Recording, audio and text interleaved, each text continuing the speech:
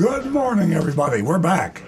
And I'm a little jittery because it's a second show live since I was off for a while. I was ill, and we were off the air for a while. We've got three callers. We've been on for 3 weeks. 3 weeks, okay. It was just Congratulations. Signals from Nancy You're looking Stewart. good. Thank you very much. And I appreciate all the well wishes. And I'm feeling a whole lot better. And it's an exciting time to be back on the air. There's all sorts of crazy stuff going on in the world. Tariffs on automobiles and tariffs on everything else. Car dealers' supply chains starting to fill up.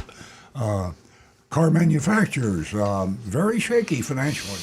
We're at that point in our history, that 100-plus year auto dealer history, where there's going to be a total new picture on the horizon coming shortly. We've got fully autonomous cars.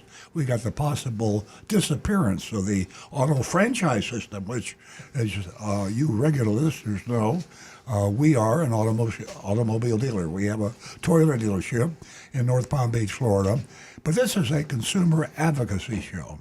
And our purpose here is to help you buy or lease your next vehicle, new or used, or maintain or repair that vehicle or the one you have now without being ripped off, pardon the expression, taken advantage of, if you prefer, by car dealers. It's a zoo out there? We live in South Florida.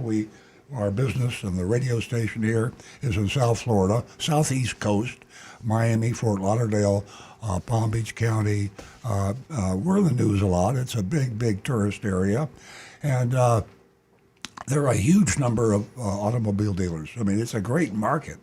A lot of money down here, a lot of retired people down here. And our car dealers are just fat and happy. And they've been fat and happy for a long time.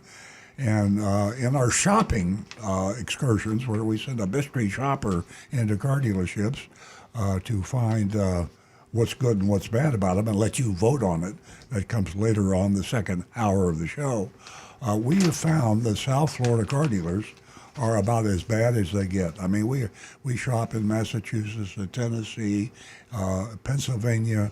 I mean, we've done mystery shops all over, and we get calls from all over too.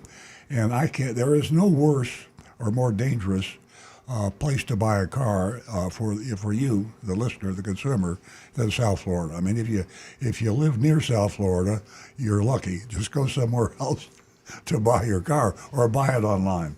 So that's pretty much what we're going to do. I said in the preliminary introduction that Stu Stewart, my son, would be here. He won't be.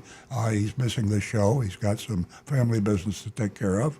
But he'll be back next Saturday. Thanks all you listeners that stuck with us last week, and I know you'll be back this week after I'd been off for a month or so. You were back, and you were back in volume. We had more callers than we had in a long time. But we're still going to give that number out a lot because it's key to what makes this show special. It's your personality, your suggestions, your comments are the heart of our show. And that number, that call-in number, is 877-960-9960. Again, that's 877-960-9960. Please write the number down if you're not going to call us now. We're on for 2 hours. That's a lot of radio, and, I'll be honest with you, Nancy and I and Rick, Jonathan, I'm sure, 2 hours is when there are thousands of people watching you and listening to you. There's a strain on your body and your mind because no one likes to make a fool out of themselves. That's what we come close to it sometimes, but we're natural, we're live, we laugh at ourselves, we laugh at our mistakes. And that's the way to go through life, folks. I mean, as long as you don't make too serious a mistake, Don't let that drag you down. So we need as many callers as we can. We learn more from our callers. That's just not a compliment. That's a fact. Than we probably disseminate over the air to you. Again, that number, as I say, write it down because you'll probably be calling later. We're on from 8 a.m. to 10 a.m. Eastern Standard Time. That's 8 a.m. to 10 a.m. Eastern Standard Time. Number is 877-960-9960. Again, that's 877-960-9960. Now, I'm going to give you another number, and then I'm going to turn the microphone over to Nancy, my co-host here. And that other number is a text number. And the text area code is 772. That's area code 772-497-6530. You ought to write that down, too, because we've got a special offer Nancy's going to tell you about having to do with Consumer Reports. And you're going to need this number. And if you would please write it down now, or text down. You can text if you're not driving. The text number one more time is 772-497-6530. And with that said, I turn the mic over to the co-founder of the show. My wife and partner in life is Nancy Stewart. Oh, good morning, everyone. We are going to have an exciting show this morning. Exciting. I have to tell you that this Consumer Report, the Consumer Report 2025 auto issue, very interesting. And gosh, they have some new car lingo. That's what we have to learn, the new car lingo. So anyway, the good news is this morning we are offering a Consumer Report subscription. How do you like that? That is a great book to read. Earl and I have been subscribing forever. So this morning, if you give us a call, and it could be male, female, doesn't matter, new caller, old caller, we have this gift to offer to you. I would need your contact information sent to Jeremy as usual, or to the text number, which is 772-497-6530. So take advantage of that offer. Not only would you get the subscription, but you would get the 2025 auto issue. And I'll tell you what, it is packed. We just got it in the mail yesterday. Yeah, with all kinds of information. I mean, here it is, March, and we got the April issue. So yeah. Yeah. I think that for our audience, if you were to look into the type of work that Consumer Report is involved in, it would blow you away. It's worth looking into. So anyway, a subscription to Consumer Reports. Also, for the ladies, first two new lady callers, you can win yourself $50 this morning. Give us a call toll free at 877-960-9960. That's 877-960-9960. Here's something interesting from my favorite person, ChatGPT. Well, Earl's my favorite person, but ChatGPT is number 2. Anyway, little funny there. Can you imagine, can we, as representatives of the auto industry, salespeople, can you imagine just being so low on the totem pole, I'll call it, with this Gallup poll? Can things get any worse? I tell you, it's just, it's amazing. We're way down there with the congressmen, terrorists. No, I'm just kidding. Direct mail, these people that bank call. robbers. Yeah. So at any rate, the places that salespeople they're near the bottom, as I mentioned, are alongside lobbyists, members of Congress, TV reporters.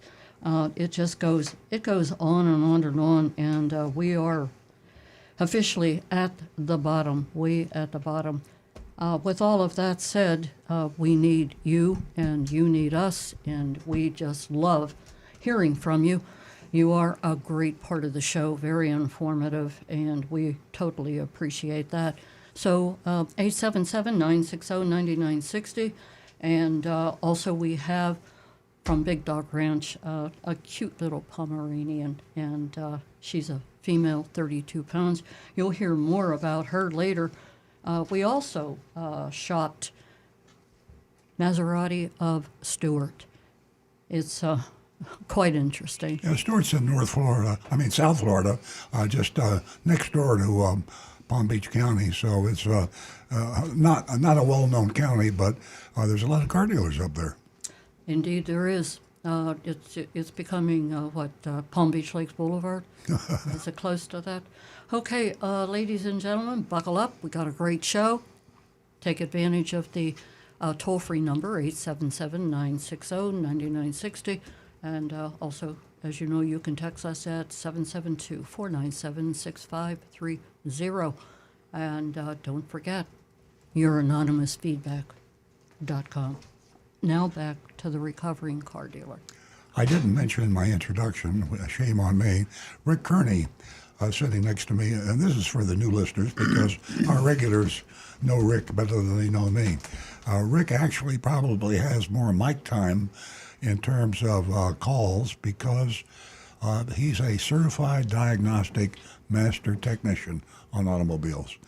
And, if you're an old guy like me, your knowledge of automobiles probably dates back to I was born in 1940, so you pick a year, and the vehicle was a very simple thing. It had an engine and a couple of doors, or maybe four doors and four wheels, and real simple stuff. I mean, I think back about my knowledge on cars, and I can think about things like spark plugs and coils and radiators and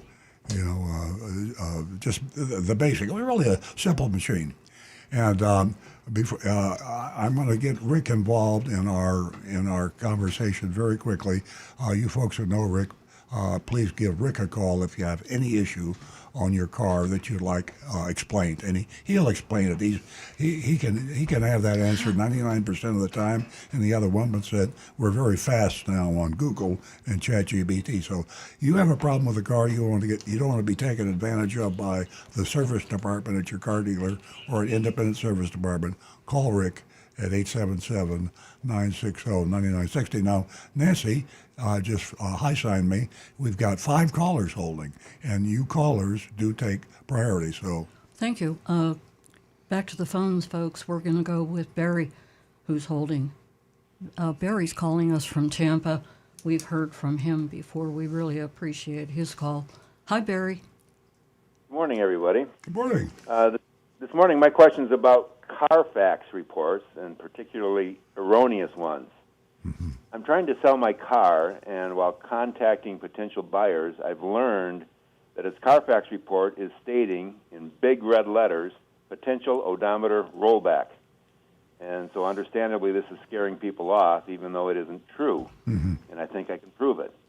I've opened a case with Carfax and submitted documentation, but that hasn't gone anywhere so far. So can you advise me on what I might do to address this issue? And if I do sell a car and the Carfax isn't fixed, could I be in legal trouble over it? Well, that's an excellent question, and a very, very good question. Carfax has been with us for a long time, and at one point earlier, it was one of the few reliable sources of information on used cars. It's still valuable and it's still reliable, but I sense a little bit of compromising on their part. Profit is a very, very tempting way to lean a little bit out of the straight and narrow. And Carfax reports can't be manipulated. And the dealers also, which makes this is the reason I'm nuts about Consumer Reports, because they are impeccable. I mean, they are there as for the consumer, period. But Carfax now relies heavily on dealers for revenue, and we use Carfax in our dealership, and we advertise with Carfax in our dealership. Other dealers do the same. So it makes me question sometimes I hate to say integrity, but maybe the comprehensive coverage of these cars. I would always verify anything on Carfax that that you're a little suspicious about. If they say the car has not been involved in an accident, if they say the car has no recognizable mechanical issues, I still go to Old Reliable. And Rick Kearney, sitting next to me, will second this, I'm sure. Take it to an independent mechanic, not the mechanic technician that's at the dealership that you're considering, but go to someone that's ASE certified, a certified technician in whatever you might be suspicious of, or better yet, someone that's certified in all categories, air conditioning, transmissions, and the whole 9 yards. Very, when a mechanic is current on those issues, he's going to tell you, yeah, this car has more than the quoted mileage, and I know it says it doesn't, but it does. You can tell. So, Barry, thanks a lot for that. I'm not saying that Carfax is not a valuable source. It is, but it is not as reliable as it once was, and you should always verify with your independent mechanic. Did I answer your question? Well, not exactly. In an odometer rollback accusation, is there any way you can like query the car's black box or anything like that to verify that your mileage is true and it hasn't been rolled back? The black box would be a tough way to go, but a mechanic can look at a car, and if it says it's got 75,000 miles on it and it's got 200,000 miles, a good technician will know that. Say this car has got a lot more than 75,000 miles on it. The other way, you can track these cars if you have the title, and you track the transactions that this title had through the history, which you can do. If there were 4 previous owners or 3 previous owners, you could verify the odometer yourself by going back and saying, Mr. Smith, do you remember what the car had when you traded it in to Acme Automotive? They say, yeah, I had 118,000 miles. I said, oops. It only shows 20,000 miles on Carfax. I'm exaggerating a little bit, but yeah, there are ways. A good trained technician can tell you if the miles. See, people aren't going to put the dealers or sellers are not going to turn back the odometer. That's a very risky thing to do. You can go to jail for that, and if they're going to do it, they're going to do it seriously. They're not going to turn back an odometer with 100,000 miles on it to 80. They'll turn back a car with 100,000 miles on it probably to 25 or 30. Or if it's got 300,000 miles back, they'll turn it way back to maybe 90. So it isn't going to be an adjustment of 10 or 20,000 miles. So if you can get the guy that owned that vehicle in the beginning, or depending on how many owners it had, to tell you what he recalled the mileage was at trade-in, then you're good to go. Okay, all right. Thank you very much. Thank you, Barry. Appreciate the call. Rick has got something he wanted to comment on. One quick note that can happen with Carfax is if you take your car into the dealership and one of the service writers accidentally kind of fat fingers the numbers, and they set say you go in and your car has 30,000 miles, and they accidentally type it as 60,000 miles, and then the next time you go in, the guy puts the mileage in correctly as 35,000 miles, Carfax is going to flag that and say, oh, that's an odometer rollback. And that's where that issue comes in, or can possibly. That's one of the ways that it can possibly happen. So that might be where your way to argue that and get Carfax to correct that. Tell them, look, somebody must have goofed up. Here's a photo of my dash, and this shows my mileage is correct. And That's that being exactly what said, happened. That's exactly what happened. I had an oil change. They reported it too high, and then the DMV reported the registration renewal that was the original mileage when I bought it, so it's flagging it. But it's so far in the past, they won't go back and fix anything. yeah. See, if you go to the dealership or any dealership that is the same manufacturer, you can get them to print out that history, and then you actually have physical paper proof showing, hey, this was simply a clerical error. This is not somebody messing around with the odometer on this car. It was a clerical error. Let me ask you a question of both of the caller and Rick. So the guy accidentally put $60,000 at our dealership, and but he was in another dealership, or even our dealership, 6 months or a year ago, and we put 20,000 miles on. So you're thinking there would be, if you had a great variance between the previous mileage and the current mileage, it should be a red flag. So maybe check back to the second. Right. That's what I'm saying. If you get the printout of that history, and that history will show all the services that were done at every dealership. So say you went to Mullinax Ford for one service, and they put in the proper mileage. Then you went to a dealer in Miami, and they put in the wrong mileage, and you went back to Mullinax, and they put in the correct mileage again.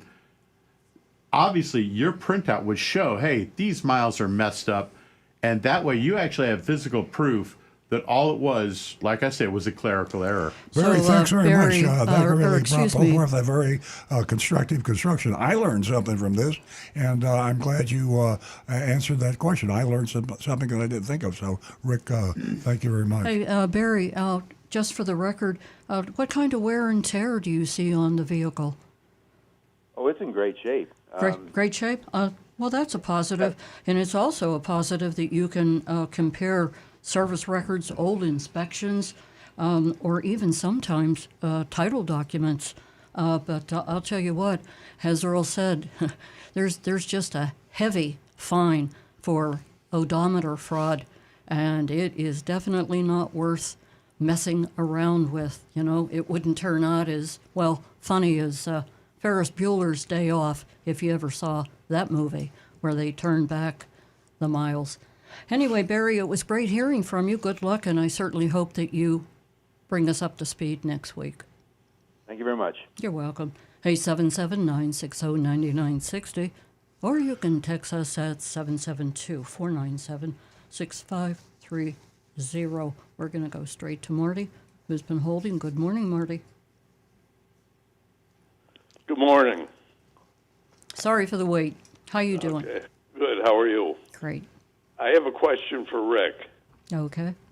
On my Crown, there's a camera on the steering wheel that's facing the driver.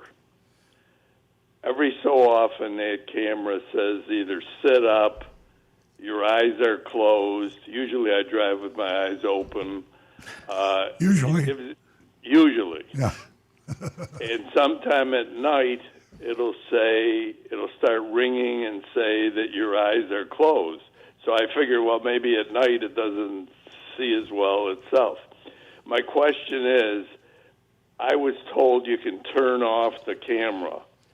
My question is, does that get rid of any of the warnings that you should be able to see on there? Deactivating that camera should only turn off those driver's alerts. It won't affect anything else on the operation of the vehicle, but it will turn off any of those alerts of like, hey, it looks like you're getting sleepy. But there are redundant issues to where if your lanes, should you start drifting in the lane keep assist will correct. There are backups for it.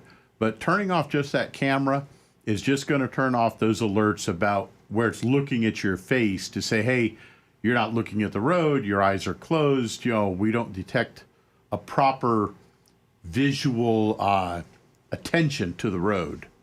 Yeah, no, a lot of times in mine it'll say sit up.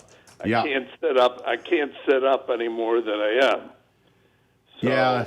It's just annoying to see it. For the most part now, I just ignore it. it's a very new technology, and unfortunately, like any new technology, it's got some bugs that they're going to have to work out. And one of the things that hopefully will improve it is over time, Toyota's going to be doing updates that they'll do digital updates that will help improve that. So hopefully it will get better. But it's like any new technology. Yeah, There's Marty, going to be some bugs. I appreciate that observation and you reporting that because that's our dealership and Toyota is involved.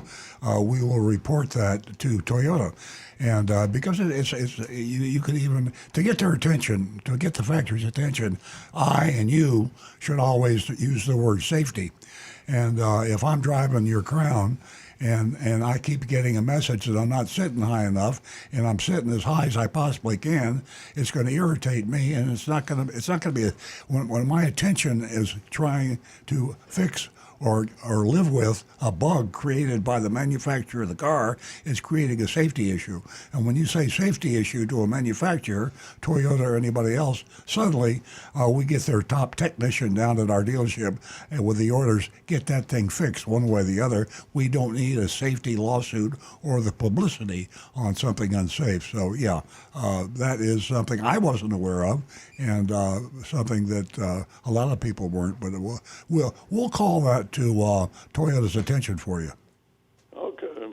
Hey, Marty. Very good. Yeah. I'm driving a Crown again, the 2025. I'll tell you what, it is extremely comfortable inside. The reason I have the Crown is because we were hit by a person on Wednesday that ran a stop sign. So my Tesla Plaid, because I'm the designated driver, well, she's not doing real well right now. They towed her away. So, but the Crown, I'm sure you're enjoying it.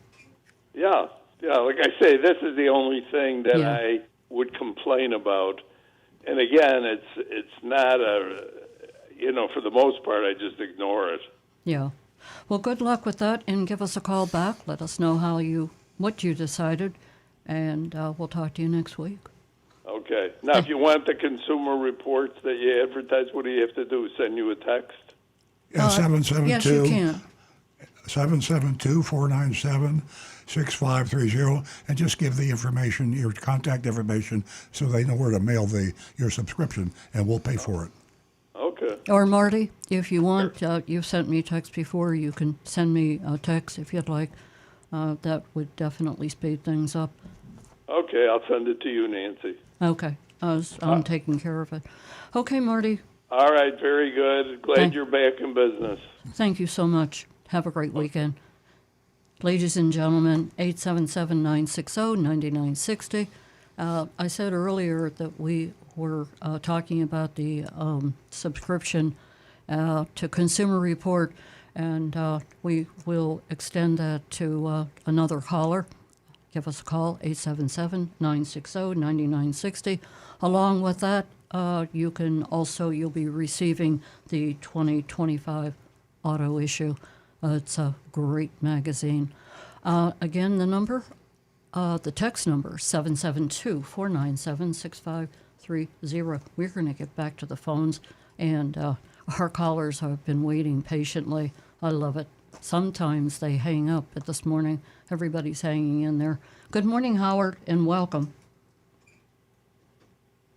Yo, Howard. Thanks for waiting, Howard. How are you? Okay, how's everything there? Beautiful day today. Isn't it? yeah, Wow, beautiful. Yeah. I know you have a lot of callers, so I have a question for Rick. Heater core. Okay, what causes them to leak? And a friend of mine has an old Mustang, and he did something. He took out the heater core. I told him he's nuts because he doesn't get any defrosting action. So you need a heater core for defrosting.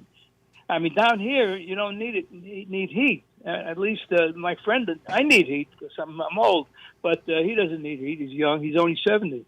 So my question to you is, can you take a heater core out in Florida, and what do you do about defrosting? And when does the heater cores leak? Because I've had cars for many, many miles, and I never had a problem with the heater core.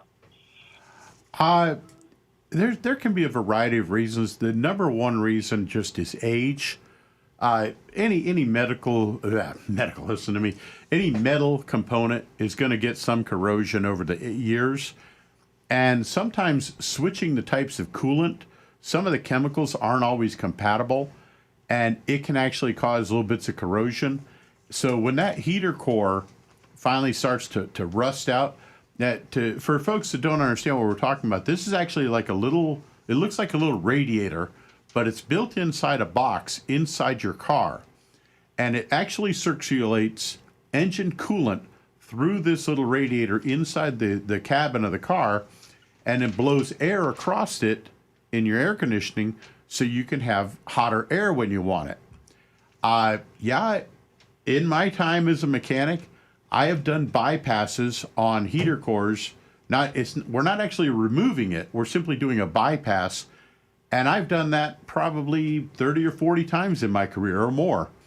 And basically all we do is we disconnect the two hoses that go to the heater core and run them together so the coolant never goes to the core anymore. It just goes through the hoses. And So if you Go ahead. don't have a heater core, you don't have defrosting. well, So, actually, even in South Florida, you do have some defrost because when you set it to defrost at that point, you're blowing cooler air to the windshield.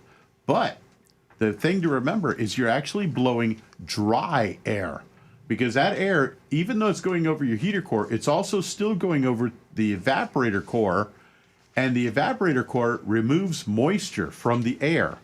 So the air that is now being blown on your windshield, even though it's cold, it's dry air. And that's going to help remove that fog and that mist on the inside of your windshield. So yeah, the hot air works a lot faster, but the cold, dry air will still work to help dry that windshield and help clear it up. It'll just take a little bit longer. And the reason that we would do a bypass like that is because on an older car that really, the value isn't really there in the car, replacing a heater core can be $2,000 or more. It's a very labor-intensive job. So a lot of folks opt for this cheap little Band-Aid rather than spend a big bill, and they just kind of have to live with the consequences. Okay, so if you live in Florida, you could do it, but if you travel up north, not a good idea because you need heat. Right. So, Makes it a little more difficult going north. A lot more difficult, let me tell you that. Okay, thanks for the information. My pleasure. Thanks, Howard. Bye. Have a great weekend. Let's go straight to Joe. Joe's calling us from San Antonio, Texas. Good morning, Joe. Good morning. It's great to discover your program, and I'm enjoying listening to the callers. I have something for the gang, dear. I would like to hear your opinions on it. I am looking for an SUV plug-in hybrid, and I'm finding out it's sort of like looking for a needle in the haystack. And I wanted to know your opinion on two things. One, a manufacturer buyback car, which I found at some dealers, and two, buying a used SUV that's a PHEV from a rental car company. What's your opinions on that? You know, first, before anyone answers, we were talking, I'm not sure when you tuned in, this is Nancy Stewart, but I was talking about the Consumer Reports and the April edition, and we only just received it, Earl and I, yesterday, and it has the safest used cars. There's so much information in here. I recommend you either hit the library, go out and purchase it, or whatever, because this will point you in the right direction. Rick, would you like to answer that question for Joe? I'll go for a shot at it. To give a couple definitions here, the manufacturer buyback car is generally a car that it had a problem. They went back to the dealership multiple times, and the technicians at that dealership were unable to solve that problem. No way of knowing, how much outside help they would have gotten from the manufacturer, but eventually it hit a point where, to keep the customer happy, they bought the car back from the customer, and the car generally is then taken to a technical center. Like for Toyota, it would wind up going to Jacksonville, to the training center that we have up there, And the engineers then get involved, and they want to find out, why did that car have a problem? What is it?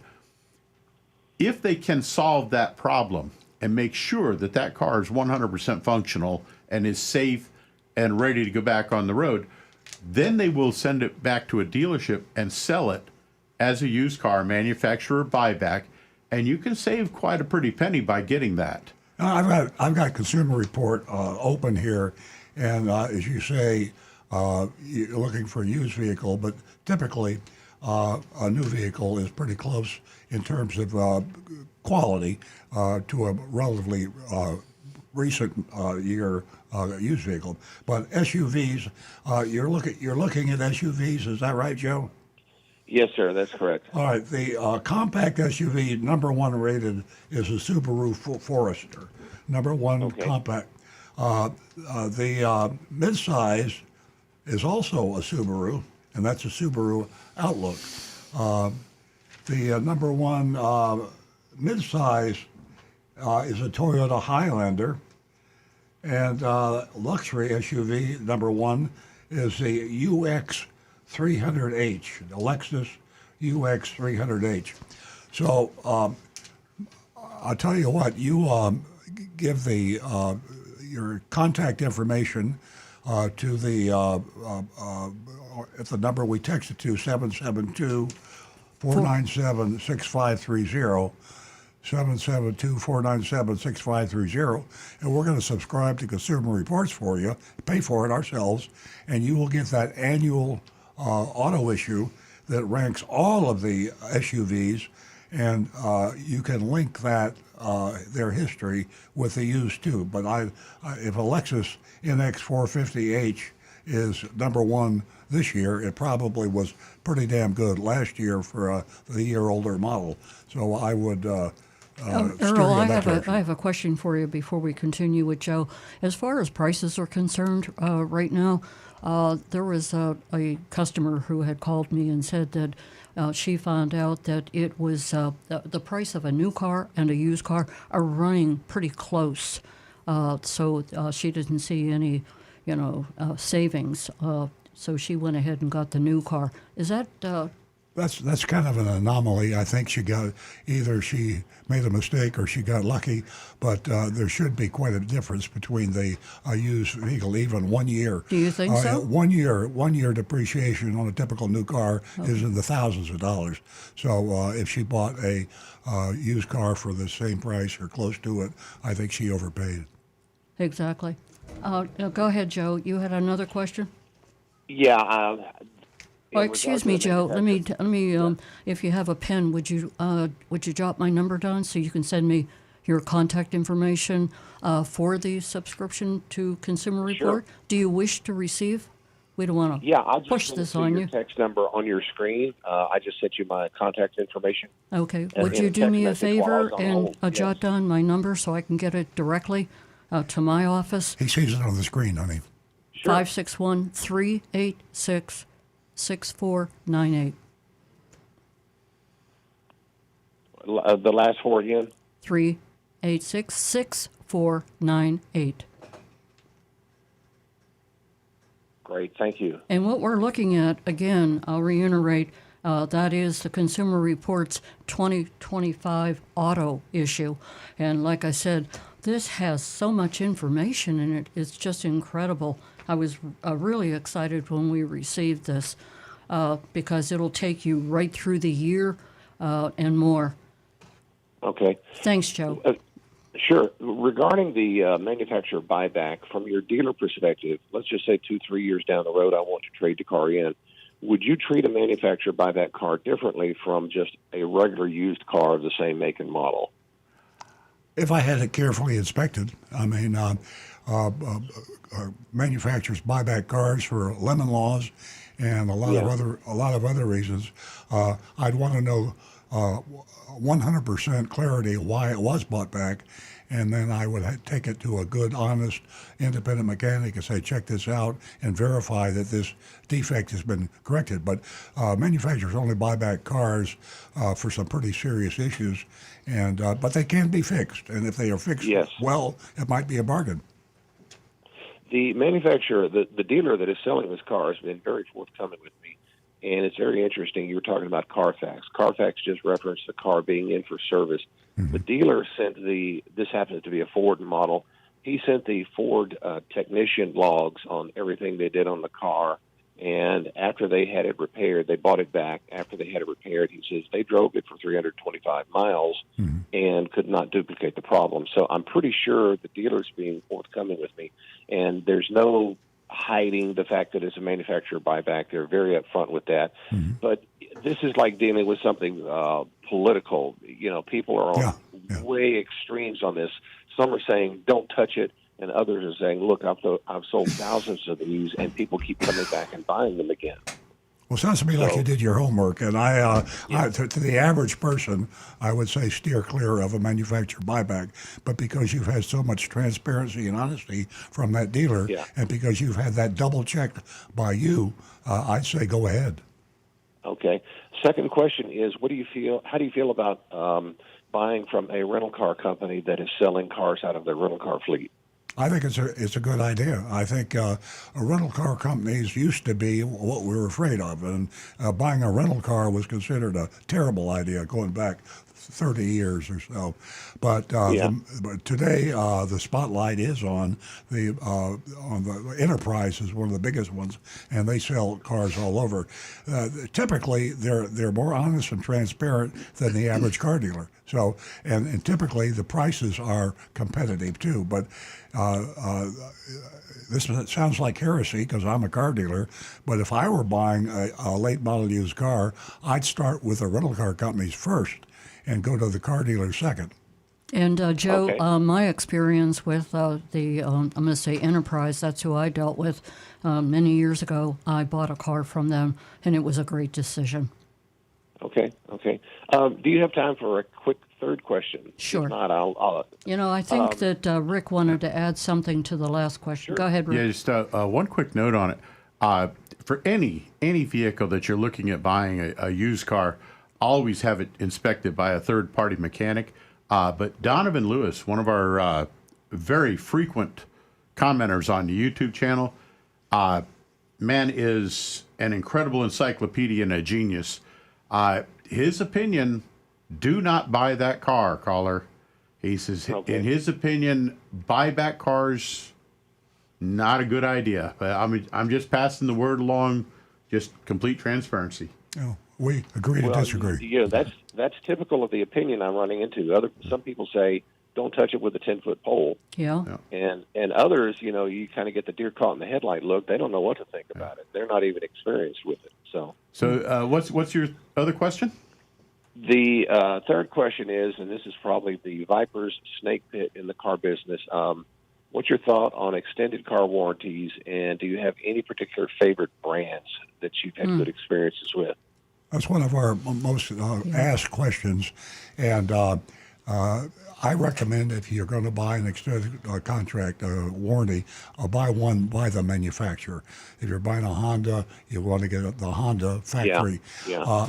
I also the other part of it is that if you buy a quality vehicle and you look at Consumer Reports and you know you got yourself their most recommended whatever model you're buying, I believe in going naked, and not buying the extended contract. These extended service contract companies and warranty companies make a lot of money. I know because I have one, and there's nothing more profitable than the insurance business.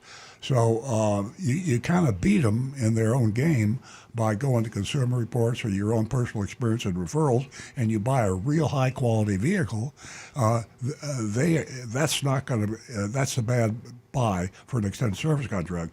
If you've got a car and you're not sure of the quality, and you like to sleep better at night, and you want the peace of mind, that's what you really are getting when you buy an extended warranty. You're getting peace of mind because you have that type of personality that feels warm and fuzzy and secure because I have insurance on my car, on my home, on my whatever you want to insure.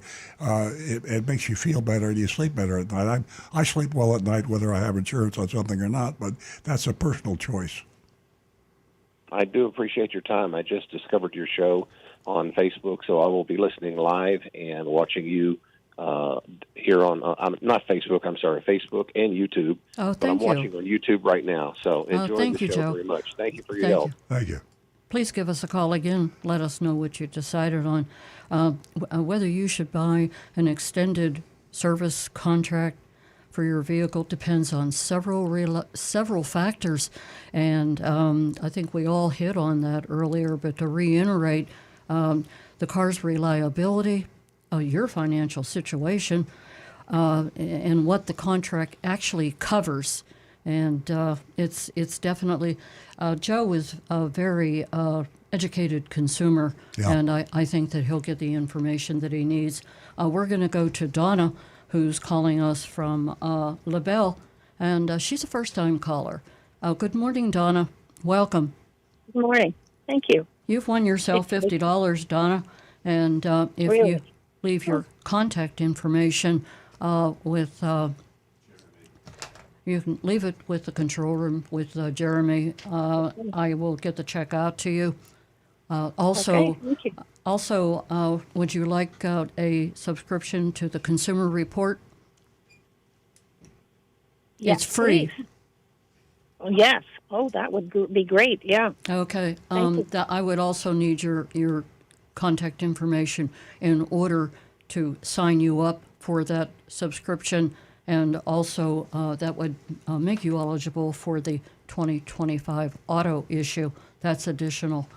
So that's a nice gift. Okay, It Donna, is. now that we Yeah. got all that out of the Yeah. way, thank you for Okay. building the female platform here. I do appreciate it.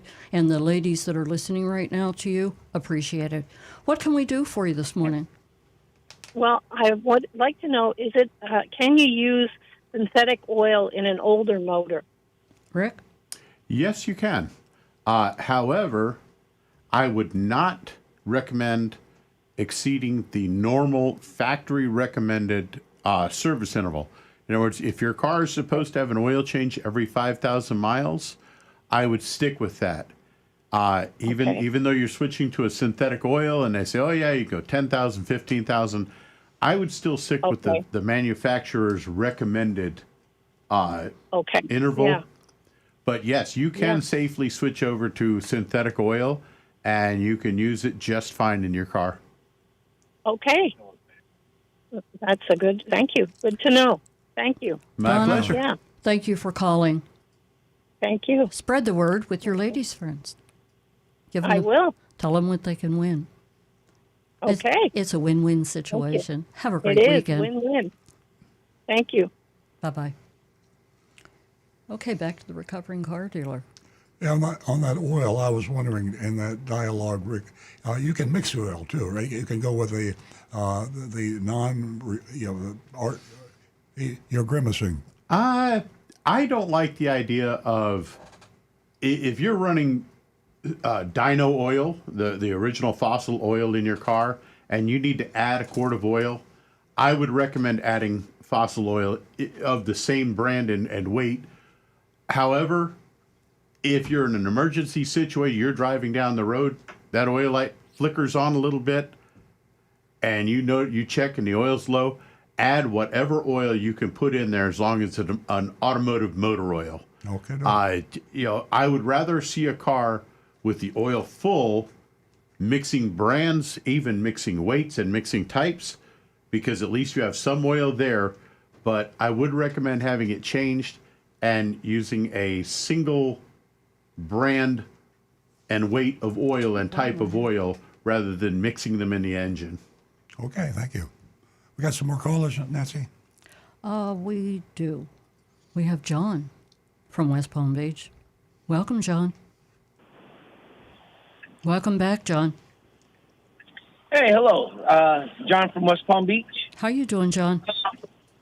Good, good. Great. Hey, I have a question. My son is looking at purchasing a 95 Toyota Land Cruiser, and it's got very low miles. It's always been maintained and serviced. Is there anything that he should be aware of to look at before making the purchase?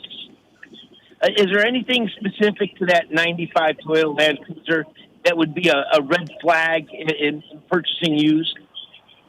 The 95 Land Cruiser is one of those that there really weren't a lot of them on the road because the price of them back then was really astronomical compared to like the 4Runner.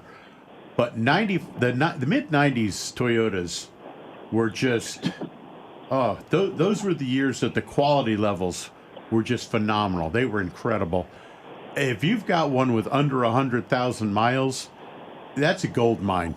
Now, you're not going to have all the bells and whistles, the toys, a lot of the safety features that the new cars have. What you're going to have is basically a rock-solid, reliable vehicle, and that's going to just last for years yet. Now, that being said, I would still say have it inspected by a good, qualified mechanic, and even if you slip them an extra $20, $30 in a 12-pack of beer or something, make sure that they go over it with a fine-tooth comb, looking at everything, the brakes, the tires, searching underneath for any signs of corrosion, checking all the mechanical and electrical items, make sure everything's operating properly, look for any signs of possible flooding, literally anything that this car might have experienced.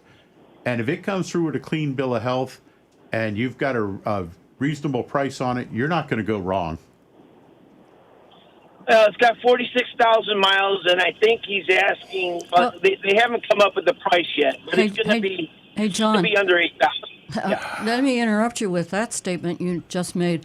It's just totally amazing, the durability of this year Land Cruiser, and not only its long-term reliability, but most of the owners are getting over 200,000 miles on the vehicle. I'm going to need you to text me that seller's information. Because I'm not going to shark it out from under you. What you have just described is literally the authentic little old lady from Pasadena that drove the car only on Sundays to church. We know. If that car comes through an inspection, you have a diamond. You have an absolute diamond. And 200,000? Nah, try 400,000. Exactly. Jump on it, son. Jump on it. That for. He's not willing to sell it to anyone. He wants to keep it in the neighborhood because he still wants to see it every now and then. Oh, wow! Lucky you. And so he's just taking a liking to my son. He doesn't have any kids of his own, and he likes what he.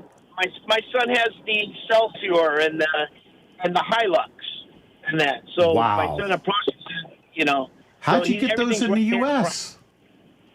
Huh? How did you get those over the border into the U.S.? Well, one's a 99 and one's a 98. Wow. And amazing. My son's only 21, and he imports them, but he doesn't import them. What he did was he got hooked up with a serviceman in Japan. Uh-huh. He gets to send vehicles over for free. So he does. So my son buys the vehicles from him, and he only pays the $1,000 port charge or whatever, and the paperwork. Wow. And amazing. Do you know that as far as owner satisfaction for this vehicle, the ratings for comfort, for everything across the board, it is unbelievable. And Rick is sitting here shaking his head. He's in awe of the story you just shared with us about your neighbor. And the vehicle is available to you so he can see it. Well, this is also, to me, breaking news. But what a great source of vehicles. If you have a contact in the armed forces, and you're telling me that the government will ship his car back to the States for him, if I understood you correctly. Wow. And there are a whole lot of people come back that don't have cars, and I won't say any more, but it sounds to me that there's a source of bargain cars out there. Yeah, well, there's just some cars that are not available in the U.S. And to get them through customs and to get it to where you can legally drive it on American roads, it takes a lot of jumping through hoops in most cases. Yeah. And what you wind up with is a unicorn. Yeah. It's You'll never see another one here. And John, you're on to one, that's for sure. And did you know that 98% of owners, they recommend this vehicle that we're talking about? That's pretty high. And I'm surprised I haven't seen it in the Consumer Report. But boy, I'd jump into the front seat of that baby. Well, importing the cars, it has to be less than. It can't be older than 2000. There's some restrictions because you can bring any car over. If you go to, I think it's Japan used cars. There's a whole bunch of sites that sell them and that, and it's just a matter of paying the price. Yeah. And they're not that expensive. It's just you got to go pick it up from the port. The closest one is Jacksonville. Then there's another one in Baltimore, and so it all depends on where the car's coming in from overseas. Yeah. John, I'll tell you what, we love talking to educated consumers, and you're definitely one. We have a lot of, informed consumers that call us, and we definitely appreciate it. What a great conversation. Pretty exciting, 1995 Toyota Land Cruiser. What do you think? Well, after talking to us, are you going to go ahead and sign the papers? If he doesn't, if my son doesn't jump on it, I think I will. And I'll run it, and I'll let the guy know that we're going to run it by your shop. Hey, how much would an inspection cost from you guys? I believe they would run about an hour's labor, so it'd be about $150. Rick, is this a part of the vehicle we're talking about? Is that part of the 80s series? No, 95 Land Cruiser would be, I think they did the redesign on that in 95, the update, but it's an old car, but 30 years old, but that's a beautiful car. Yeah, ChatGPT was giving me the 80 series along with the Land Cruiser. Mm-hmm. Anyway, John, do you have any other questions? Well, no, the only thing that I noticed different about the car is it's got those rear bench or the back bench seats that fold up laterally. I don't know how to word that. They fold to the side. Fold to the sides. Yeah. Yep. That's it. All right, great. Thank you very much. Thanks so much, John. Thank you. Give us a call again. Isn't it amazing about owner satisfaction on that vehicle? 98%. I mean, if you're reading, Consumer Report from week to week or day to day, that's hard to come by. The operative word that Rick used was unicorn, which it definitely is. Our number here, 877-960-9960. Ladies, I have $50 here for one more new lady caller. You can give me us a call at 877-960-9960. You can also take advantage of the text number, which you'll need when we go ahead and do that mystery shopping report. That number is 772-497-6530. And Rick, I believe that you're manning the texts and the texts are coming in, and YouTube. Yep. Okay. I'll turn it over to you for now. We have a little lull in the calls. Well, we got one right off the bat here. Mark H. is asking, he says, Earl, Consumer Reports are ranking the 2024 Tacoma and the 22 and 23 Tundra as the worst for reliability. Are these problems tarnishing Toyota's image? And for the premium that Toyota gets, I would expect better. Or that's what he says. Well, that's a good question, and the answer is that if you also count the number of vehicles by Toyota that are ranked number 1 or number 2, there's quite a few of those too. Toyota has, and most of all the major manufacturers have almost hundreds of models, probably less than 100, but it seems like we have too many models. And if you go model by model and see the Consumer Report ranking it, unless there's some uniformity. For example, I would say you pretty much can't go wrong with a Subaru because they have relatively few models compared to General Motors or Toyota, but a very high percentage of their models are ranked way high. When you talk about a manufacturer like Ford or Toyota with a ton of models, you'll typically see some that are very high and some that are pretty low. But my answer would be, if you see a Toyota model that's ranked low by Consumer Reports, I wouldn't buy one unless I was a Toyota dealer, which I am a Toyota dealer. So I take a chance. But yeah, stick with Toyota with Consumer Reports, even on Toyota or Lexus, and especially something like Jeep. To be fair, just so people are aware, the Tundras in question and the Tacoma model, they had an issue with the engines on these where there were metal pieces from the original manufacturing Just pieces recently, yeah. that were not properly cleaned out. And as part of the repair for that, Toyota did a recall. They're recalling mainly all the Tundras, and they are literally replacing the entire engine. Yeah. Myself as a mechanic, I find that that's something that you should be aware of if this is done. And if it was, really look this truck over if you're looking at one used, simply for the idea that anytime you have a really, really big job performed on a vehicle like that, sometimes mistakes can be made. So it's very important that you have that vehicle inspected, you give it a thorough test drive, and really check it out when something like that has been done. But What if the engine replacement, I'm sure, has a good warranty on it if the dealer replaces it? It does. So, It I does. mean, yeah. But it's just the idea that, when a mechanic is doing all that work, and, a lot of them, they learned how to replace an engine by doing this campaign. So it's just something to be aware of, and be aware that, yes, Toyota's stepping up and fixing these things, but there might be other issues crop up eventually from these. So just something to be aware of. And that's going to be the number one reason why Consumer Reports is rating these so low. Okay, Rick, I have a question for you. Sure. I have a young lady that texts me about the Toyota Highlander and the Toyota Highlander hybrid. And she said that she'd like to have your opinion as to which one you would purchase. I would be totally happy with a hybrid. I think the fuel economy savings and Why wouldn't you be more happy with a hybrid? Excuse me, she's in a pinch for money also. that's going to be a factor on it. But one of the number one reasons why I would prefer the hybrid over a regular straight gasoline powered car is that even though you're using that gasoline engine, the computer controls how that engine runs and whether it runs and how hard it's being driven.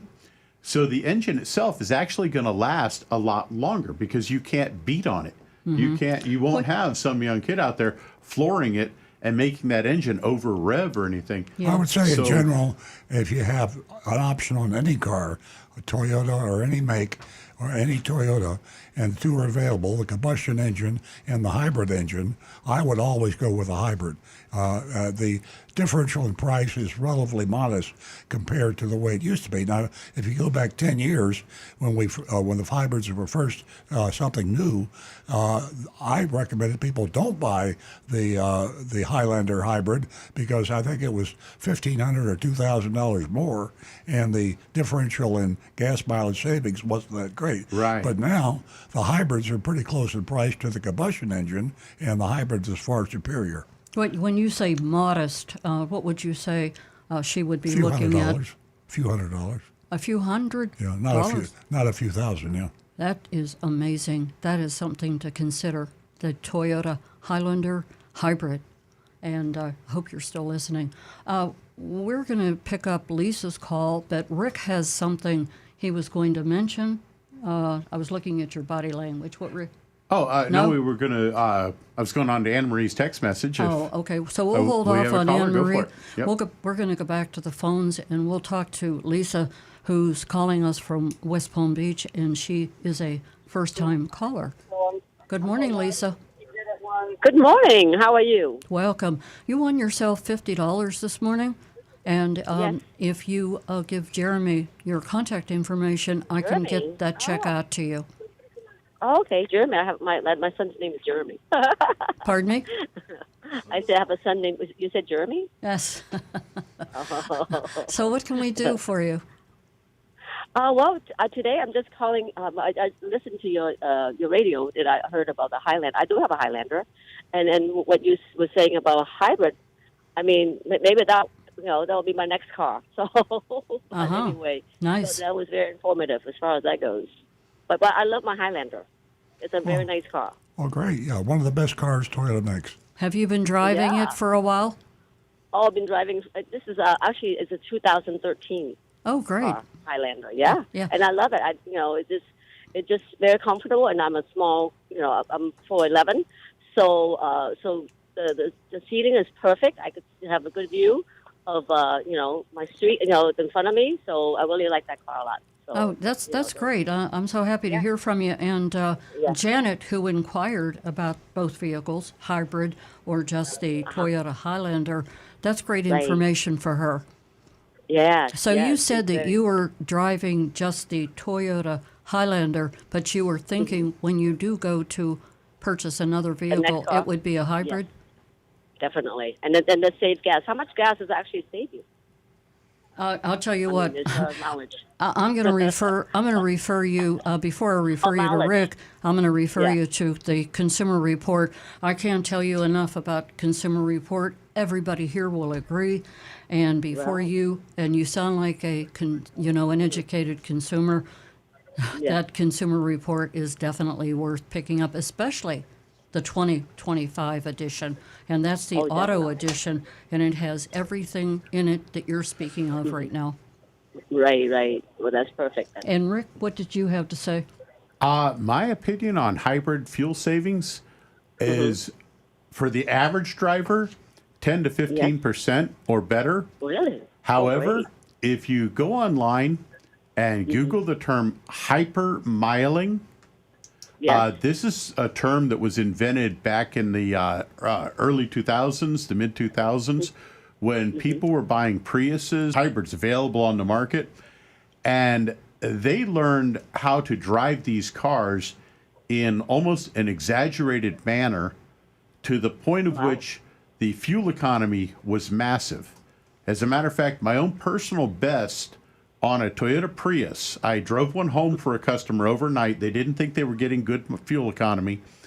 And their best fuel economy was 40 miles per gallon on their car.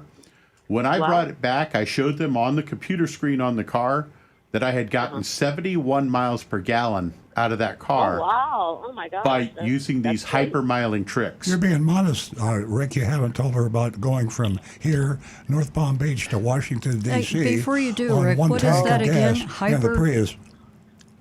It's hypermiling. Miling, okay. Hypermiling. And Yep. that's M-I? Right? Okay. Yep. So go ahead. Yeah. What Earl's referring to is we actually had a Prius that was modified. It had a plug-in hybrid battery added to the normal factory system.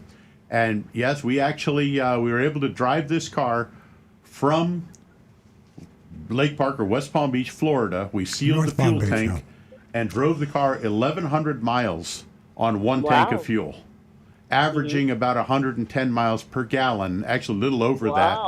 And That's good. drove it up to Washington, D.C. on one tank of fuel. Oh, that's great. Isn't it? And so, as far as the hybrid, do you plug into the some sort of a device to No. charge it? How does that? How does it That's the hybrid? plug-in hybrid. And a plug-in hybrid actually plugs into the outlet at your house, just a 110 outlet. Right. And what that does is you plug it in at night, and with the newest ones where there's so many computer controls, you can tell it when to charge your car. So you can have it charge just for like 4 or 5 hours in the middle of the night when electricity costs are the lowest. And when you get in the car the next morning, that hybrid battery is totally fully charged. So you get to drive for the first 15 to 20 miles or more without using the gasoline engine at all. So say if you live close to your work, you might not use gasoline for weeks on end. Oh, okay. So when you're driving long distance, like you were talking about, going to Washington and et cetera, would you? I mean, how do you have to use gas, right? How do you get charged? I mean, do you? Well, yeah, you stop use at the some area normal. to You're charge up? using the normal gasoline to When you drive the charge it. hybrid system, but again, you're still getting those increased highway miles, the higher fuel economy by driving a hybrid car. Right, So, right, yeah. because a hybrid car is the basic way to look at it, it's an electric car that carries its own generator with it. So So that's now with the generator, you're talking about the generator. I mean, how long does it usually last? well, the gasoline engine is your generator. So as yeah, long as okay, you so put gas in it, that. you're just going to keep right on driving. Oh, okay, okay. Yeah, I know with some other, like Tesla and such, the battery goes. You have to replace it after so many miles and et cetera. So, but anyway. Yeah, but that's like a 250,000 miles now.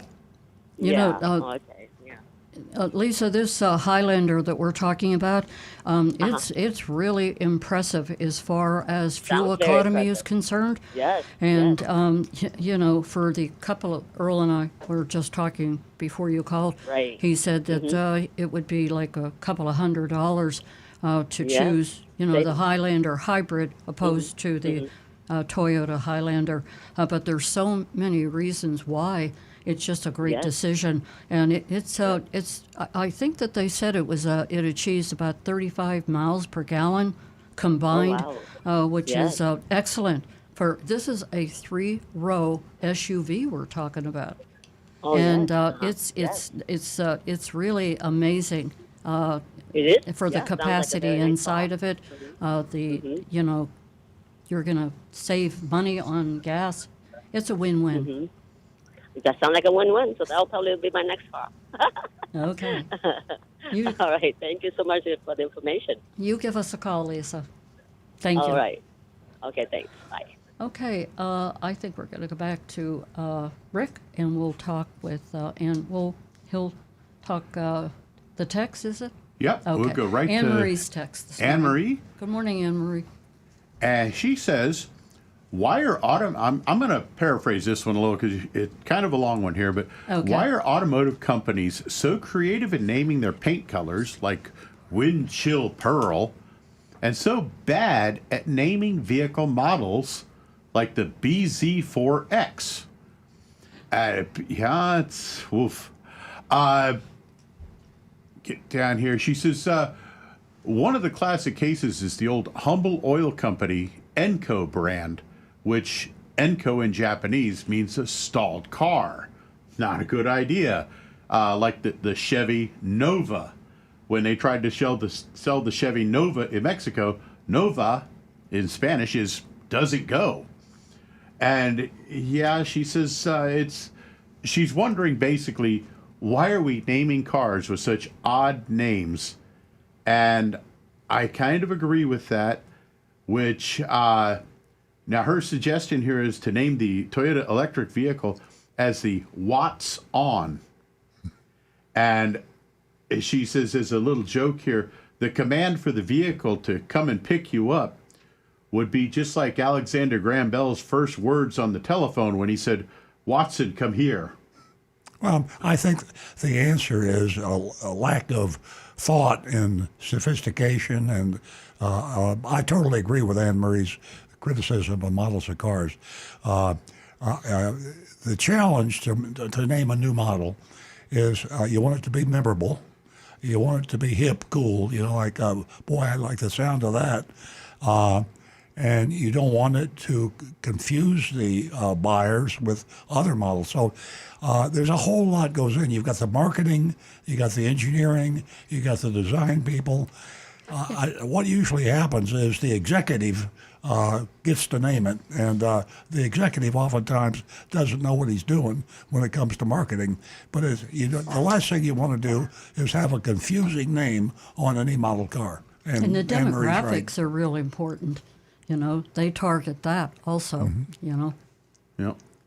I kind of like how a lot of names now are place names, which kind of gives it a generic feel, but some of the car manufacturers out there have come out with some great names. A place where? Santa Fe, Tacoma. Okay, what if you're buying a car in Peking or Chile, and you've got Santa Fe name? What the hell is a Santa Fe? Hey. So you got to look at your markets. You got to look at your youth age of the buyer, and look at a lot of things, and put as much study into naming a model car as you do into designing it. Yeah. But I think they're shooting from the hip on these on these model names, and I think it cost them sales in the long run. And sometimes there isn't an advantage. Did you know in Japan what the car's name is in Japan? I believe it's the Honda Fit, and then in other regions of Europe they've got the Honda Jazz. Mm-hmm. I mean, it gets kind of, and I think that we did a short show last year. It may have been on how these. I'm not sure what their titles are, that sit in this little room and decide upon what color, what make, and the demographics and whose attention we can get. Well, as a matter of fact, interesting little note here. Negan One, who's a very popular on our Earl Stewart Toyota YouTube channel, he recently went and tried to buy a new Ford F-150 pickup. Now, of course, he likes a very particular model, the Raptor. Great name. I mean, you got to give him credit with using the name Raptor. Well, it might be a great name to you, but What is it, Rick? Raptor. Raptor? The Raptor, which, it came from Velociraptor. Of course, interesting little story here. He was telling me the sticker price on that truck was $112,000, and the market adjustment markup was $30,000. No. He fought with him a little bit, and he walked out in disgust. He said it was ridiculous. Wow. $30,000 markup on a new 2025 Ford Raptor. Wow. I need to pick myself up off the floor. Yeah. It's crazy. Yeah. I think that by the clock I see here, right, Jonathan, we're going to go to YouTube? Yes, we have. Okay. Yeah. Okay. Let's go with Bob, and he's asking, good morning. With the likelihood that tariffs will go into effect, wouldn't it be better to postpone a new car purchase until things settle down? Well, as far as the tariffs are concerned, Earl and I were talking this morning about the pause that China and Canada are part of right now, and it's just it's just part of a pause right now, and I believe they're going to instate these tariffs. March? Yeah, middle of March. Everybody's waiting for them to be enacted. Most people expect them to be enacted. And the thing I would say is, first of all, there'll be between the time they do the tariffs, there'll still be an inventory of cars without the tariffs to buy. If I was on the line between buying used or new, I would probably look more toward used than new because of the possibility of the tariffs. I would not let it affect my decision very much. I would try to be sure to buy the right make car at the right price by learning what you learn at Earl on Cars. And what's going to happen in Washington is going to happen or not happen, and you can't let it ruin your life. It's going to ruin the life of a couple of countries maybe, but it won't be the United States. It might be Mexico or it might be Canada. But it's if you pay too much attention to the headlines, you're going to be taken advantage of the car dealer. The car dealer is the one you got to be careful of, not tariffs. And if they come, they come. If they don't come, they won't. Exactly. And, suspending them, reinstating them. It really doesn't matter. The but car you and I dealers- talked this morning, and we said that at the end of the day, as long as you do your homework, that is more important right now with the way things are. The car dealer will tell you, listen, if the tariffs are going to be 25% on this car if you wait. And that's nonsense. You ignore them. So buy this car that I have now in the showroom, and because next week the tariffs are going to affect, and they're going up by 25%. That's all nonsense. It's too unknowable for you to put into your equation of Yeah. what car you buy. Yeah. And you know what? I've been saying to everyone right now, I'm not letting the news control me. You just got to keep your head above water and know what what you can afford. And there's just a whole lot of stuff to consider. Okay. Next one we have here is from Bob in Maryland. And he says, is it okay to have your transmission fluid changed at a quick change oil business? My opinion, I would not have a Jiffy Lube type place change the transmission fluid. I know they're using these machines that are relatively foolproof. They're pretty accurate. However, my experience, modern transmissions, the fluid level in that vehicle has to be exact. Now you're talking 12 to 14 quarts of oil or more in that transmission, and it has to be exact within about a pint or less. If it does not have that proper fluid level, it can cause problems with that transmission. And having that job done by a guy whose mechanical experience is about 3 weeks worth of time. He's paid minimum wage, in other words. Yeah, they're working down in that pit. And most of these guys, about 3 months ago, they were asking, do you want fries with that? I mean, I don't want to get down on them too much, but they don't really receive a lot of training. And transmissions nowadays are extremely complicated. The greater majority of them, the manufacturers, do not even have a maintenance interval for replacing that transmission What fluid. happens if they put too much oil in a transmission? If you get too much in there, it creates a condition known as foaming, where the fluid actually builds up, gets into the moving parts. Like beer. And it stirs it up exactly like foam on a beer. So they should blow the head off the transmission wire. Exactly. Yeah. But unfortunately, when it blows the head off, what it does is the parts inside come outside. And that's bad news, folks. If they put too little in, what happens? Too little means that the clutches don't get the kind of fluid pressure that they should have, and things start to slip. And when things slip, they burn. Gotcha. And now you have, again, those pieces inside want to come outside. There goes your engine. So, yeah, it's talking the transmission, which in some cases the transmission can be as expensive as the engine or more. Exactly. So, folks, if the manufacturer does not recommend a maintenance interval, stick with that. If they say, yes, you should have it done for hard driving or towing or things like that, have that service done at the dealership, especially because if the dealership goofs it up, if they make a mistake there, they will fix it and they will make it right. That Jiffy Lube place, they're going to fight with you because they're not going to replace it. They're going to try to get you to go somewhere cheap where they're going to have to pay, but they're going to want to pay as little as possible. So my advice, don't do it. Well, I'll tell you, Rick has some great information, a whole lot of knowledge, and he can answer every single question. Let's see here. Little quick note here from Donovan. He says the tariffs are paused on cars that are USMCA compliant. An Audi Q5 is not, so the cost will be higher. They have the 25% tariff right now. A lot of VW, BMW, and other brands are making cars in Mexico that are not USMCA compliant, so the cost is going to be higher on those.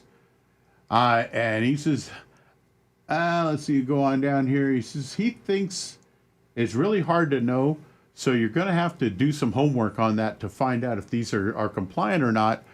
But yeah, I agree with you, Earl. This whole tariff issue, it's going to get crazy for a while. It sure is. You've got the greatest tool in the world now, the availability of online pricing. You've got the leader there, Amazon. By the way, the latest Consumer Reports ranked a lot of vehicles that were made by Hyundai and you got the Hyundai, the Kia, the Genesis, and I was amazed at the high quality ratings on the Hyundai, the Kia, the Genesis. So you've got the best of all worlds if you could buy yourself a Hyundai and buy it through Amazon, because you'll get a good price and you will get a good car. So this is what's happening in our auto retail world. We're all moving to online buying and pricing and safety for you, the consumer. Okay, where Okay, are we we're now? going to continue with the YouTube. Okay. All righty. Little quick note here is, nice thing to scroll here. John Hartley says, why does CarMax have their cars marked up so much? He's looking at a 24 4Runner that they have in inventory that is marked $5,000 more than the original MSRP on that vehicle. Well, in general, CarMax is honest, transparent, and fair. Every CarMax has a different management. Fortunately, there's a lot of CarMax outlets. And if you're in a suburban, urban area especially, you'll have 2 or 3 CarMax within distance of each other. In general, CarMax has fair pricing on the cars. There's probably some anomalies where you could do much better at the dealer, but on average, if I were not doing what I do today and I were not a car dealer and I'm not on the radio, the first place I would go would be CarMax to buy a used car. They have a better selection. They're relatively transparent and honest. I say relatively. They have dealer fees, but they're not crazy. They're totally honest, and their pricing. If the car's too high priced today, go back in a week, they'll drop the price. And remember that when you buy a car from CarMax, they're going to be looking in their computer. And if you're looking for a particular year, make, and model, they might have one in that inventory or none. But in the computer, within maybe a half-hour drive, they might have a half a dozen. So start with CarMax, but pay attention to the prices like you can. And if you can beat the deal at a different used car outlet, do that. But just be more careful. You will not be lied to at a CarMax. You will not be taken advantage of at a CarMax. Boy, great information. Okay, we are going to move to the Big Dog Ranch segment of the show, and we have Major, and Major is a Pomeranian female, and she's 32 pounds. She is very sweet. She's been at Big Dog Ranch for a while, and you know, of course, that Big Dog Ranch is the largest cage-free, no-kill dog rescue in the United States. So this little baby here, Major, the weather is so fantastic. It's a great day to take a drive out to Big Dog Ranch. Not only will you see Major, but there's so many other dogs. But before you go out, fill out the application for adoption. That'll save you a whole lot of time. You can go online to Big Dog Ranch. And also, they recently, I think it was last week, that they got all those Yorkies in from Missouri, and they have them all ready for adoption now. So you can take advantage of that. We're going to take a look at the video on Major, so sit back and enjoy. Hi, this is Major, and he is just an adorable little teddy bear. He is 2 years old, and he is a wonderful little guy. Look how chilled he is. He has a little bit of a hip problem, but it's coming along quite nicely. And he's just looking for somebody to snuggle with, because he's such a cute little guy. That's wonderful.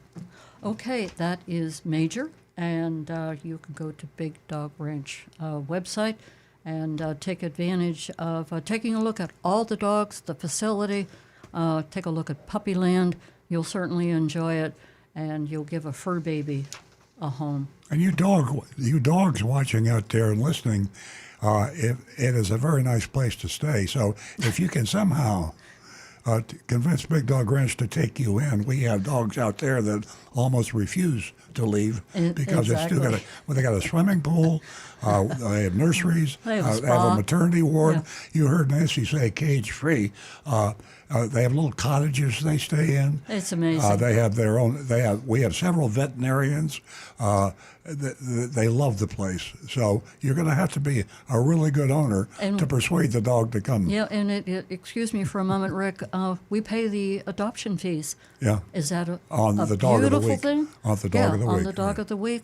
And also, I have to mention Earl's book, Confessions of a Recovering Car Dealer. Earl, you have that book with you? Yeah, I got it here somewhere. I think it's right over here under your consumer report. Oh, okay, yeah. Eyes like an eagle. Confessions of a Recovering Car Dealer. The book is $19.97, and you can go to Amazon or Earl on Cars. I guess where all that money goes.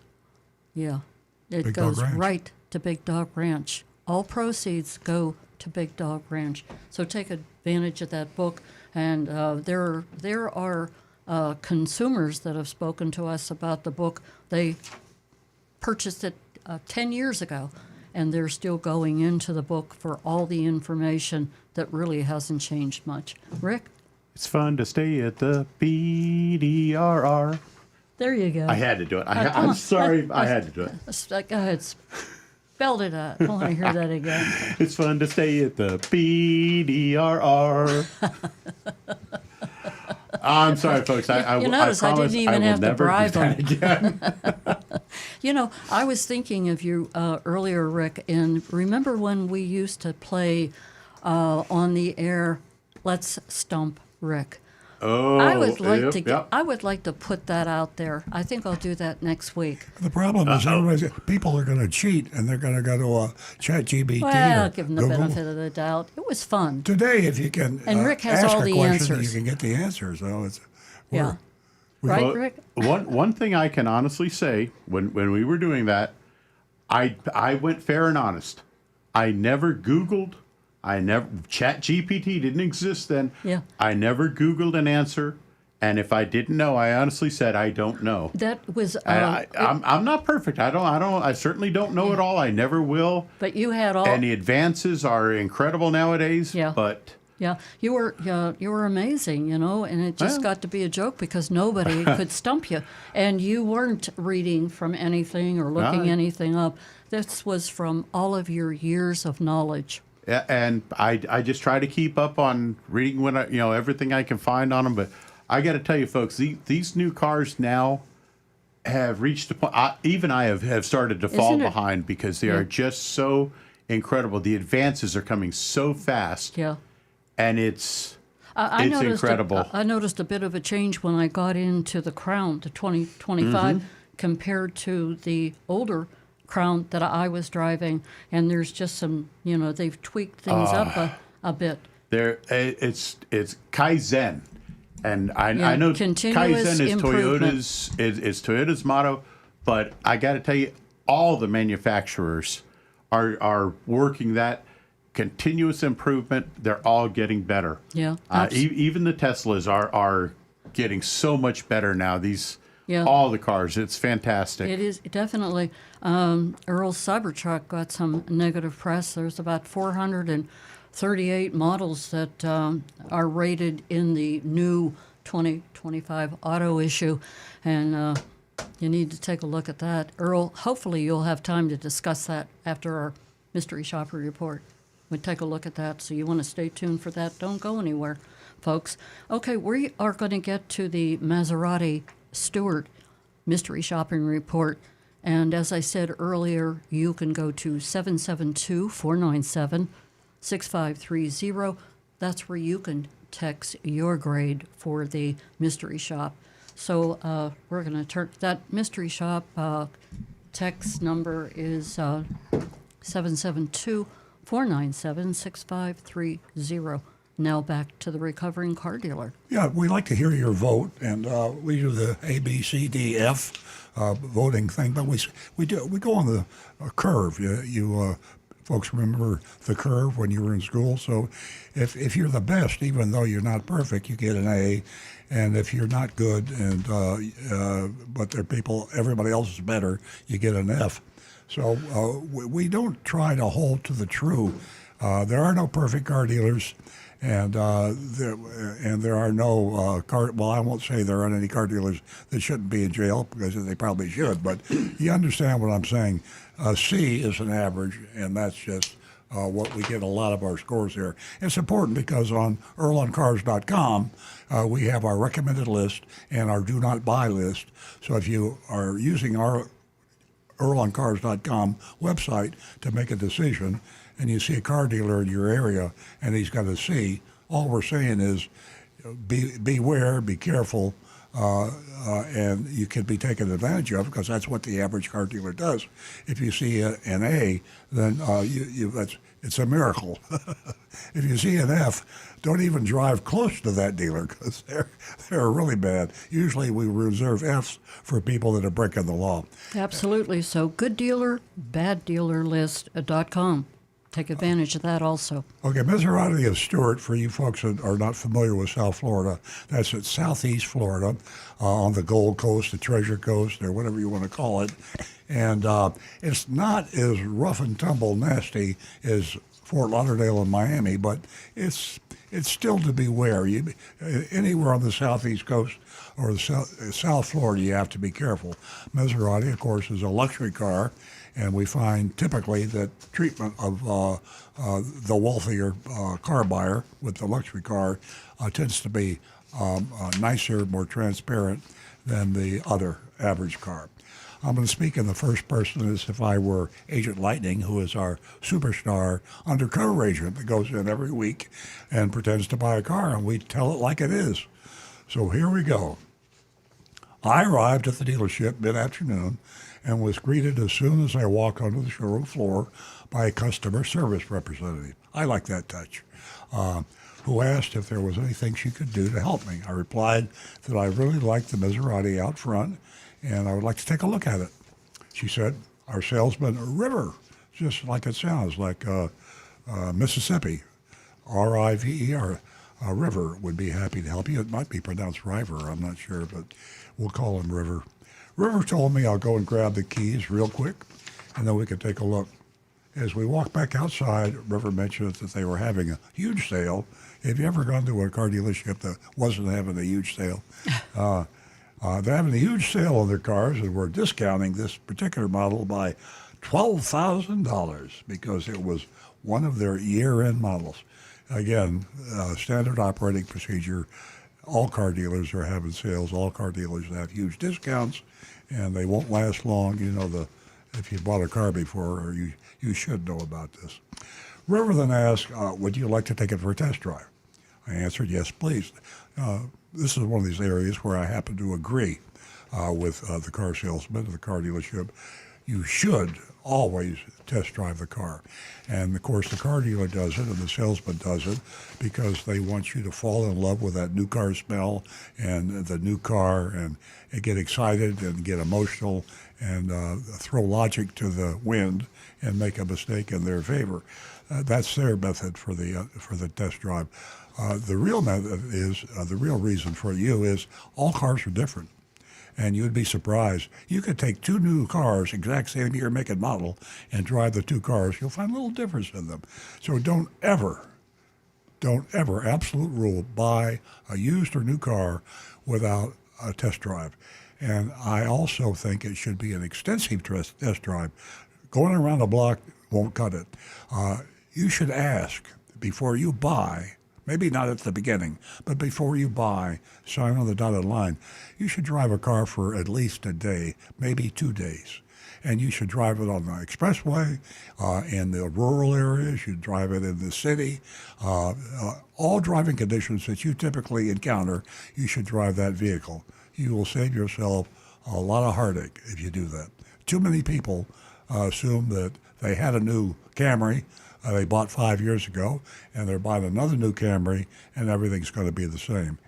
Ain't so. I mean, visibility, a lot of things that can change from year You know, to it's year. it's amazing. I'm going to interrupt you for a second, but the number of people that have gotten back to me who didn't take your advice Yeah. and found that the vehicle, the comfort zone for the seats, they were stuck. They Yeah. bought the vehicle and they have back problems, Exactly. and they got to keep the car. Go ahead. Okay, continuing on, after they offered the test drive, I took advantage of it. Salesman, River, requested my license and excused himself to go inside to grab the keys. The car was parked out at the front of the building, so after a moment, River pulled it out. Jokingly, I told him not to wreck my new car before I buy it. He just laughed and was a perfect gentleman, though he did make me feel old with his ma'am references. Once he had it ready, he opened the driver's door for me, closed it behind me, and then directed me to pull onto US 1 and head south, suggesting we do a big loop. I agreed, tested the different drive modes while asking questions about features of the warranty. This particular 2024, remember this is 2025, that's a big facto, and you don't want to forget that. This particular 2024, something correct my pronunciation is Grecale Maserati. I can pronounce Maserati. Grecale? Maserati? Yeah. That sounds about as good as my Italian. So anyway, I'm going to say easy. Grecale Maserati. Did not have adaptive cruise control or a sunroof. But it got, let me digress a bit. We're talking about naming cars and models. Big mistake to name a car. There's something that you can't figure out how you pronounce it. I mean, think about it. It's hard to remember something that you read or see if you can't say it. So here I am. I'm looking for cars, and I look at an advertisement for a Grecale or maybe a Grecale, or maybe I don't know what it is. So that's just a bad way to name the thing. Sunroof, but it did come with a 4-year, 50,000-mile bumper-to-bumper warranty. River mentioned that the next trim level had all those features and more. It was priced at $93,000. That's a lot of potatoes, with $14,000 discount. Whoa, big discount compared to this one at $78,000 with a $12,000 discount. Okay.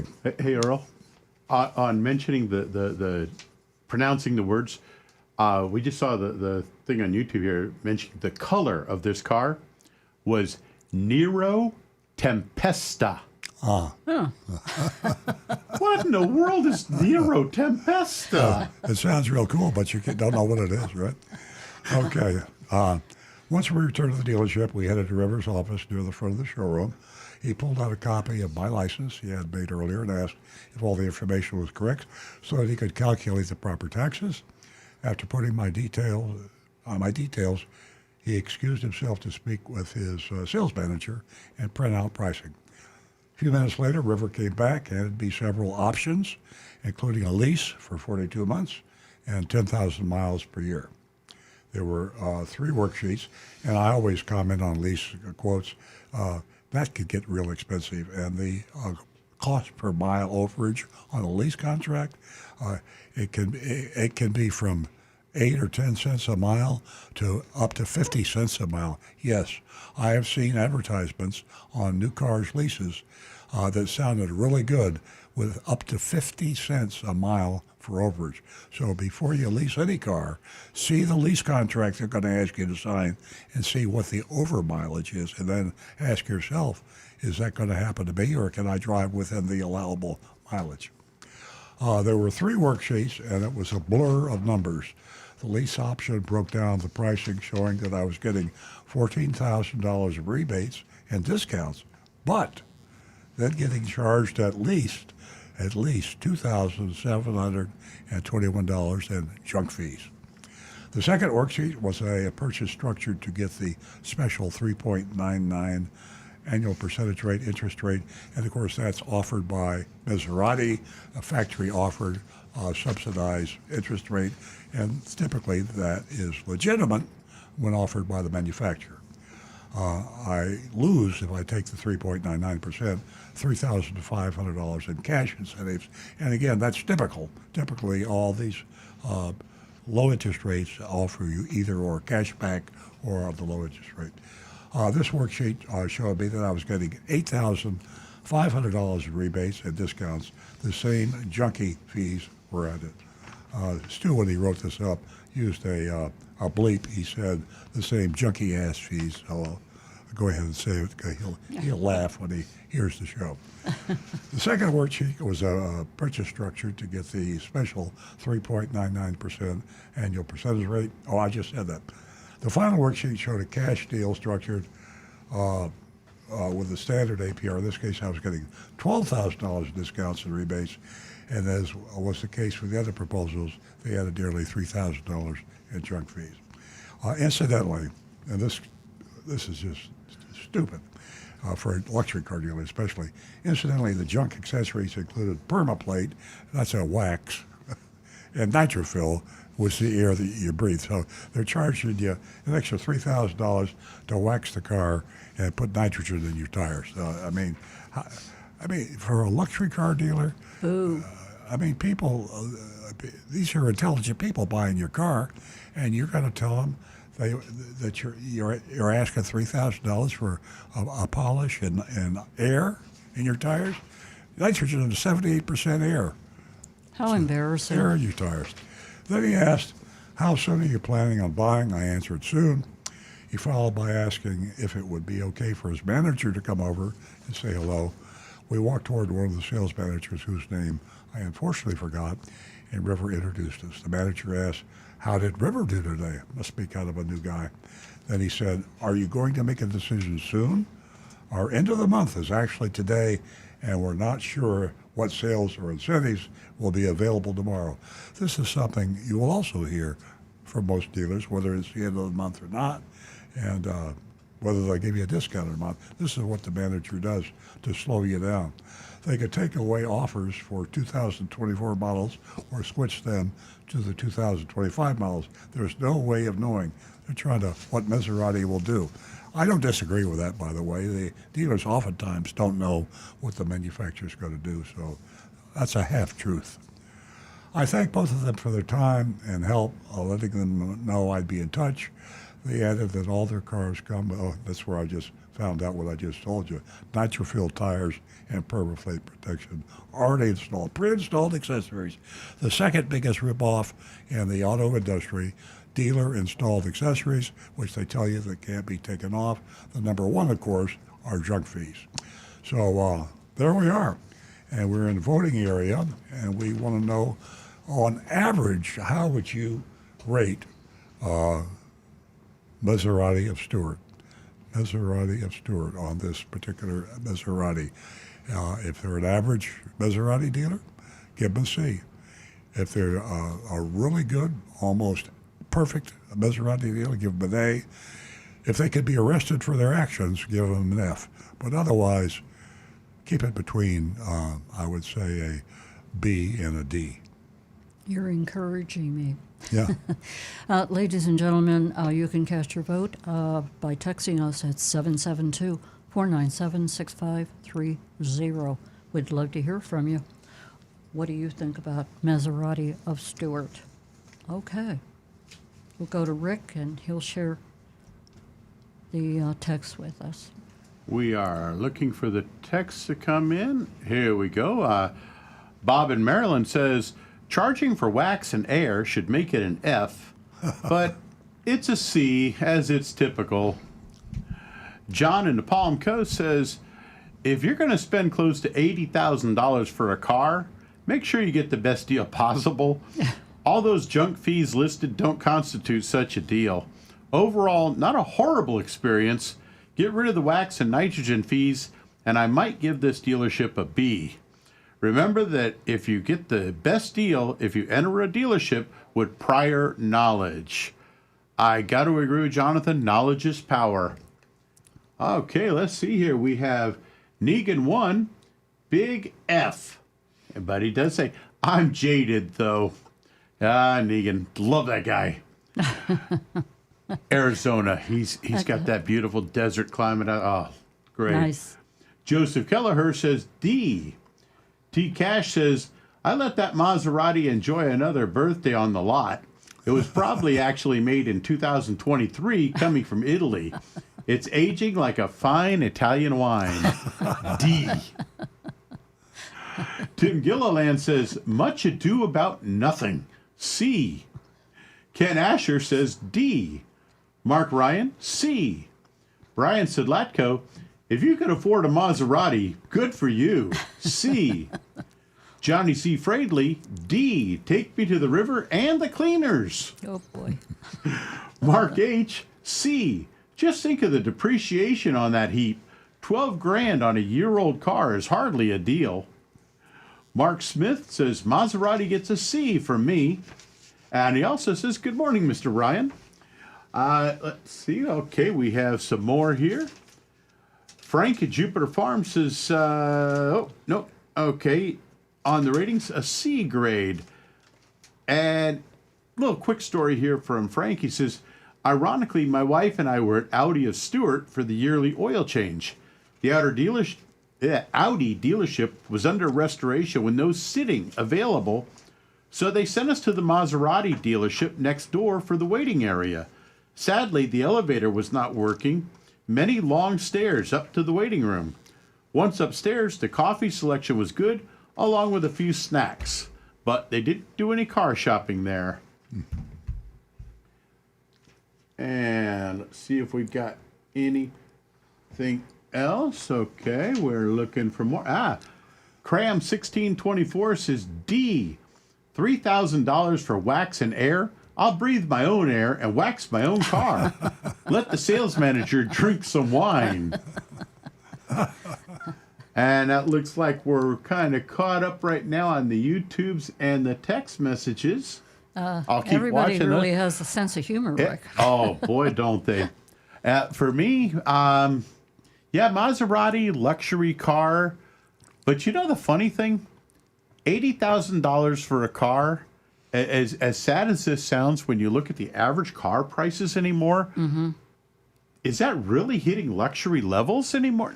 I mean, a Toyota Sienna, Good if you point. get the top of the line minivan, Yeah, good. That's a good point. Yeah. it's $70,000. I mean, it's so yeah. My grade for it is C, but yeah, I guess some of the luxury cars, their prices aren't going quite as up as others. It's an ego trip kind of a cost, and I think a lot of people that buy these type of cars, I'm probably going to make a lot of enemies now. But when you have something like a Maserati or a Ferrari, and you come out of the restaurant with your group of people, you like to say to the valet, "I have the blue Maserati," Yeah, I yeah. have what it is.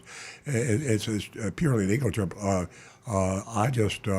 I'm surprised. I used to get calls. I haven't had any recently, but people that were driving Toyotas from our Toyota dealership, they would call me up and say, Earl, I've been buying Toyotas from you for 20 years, but my wife says that she wants a Lexus.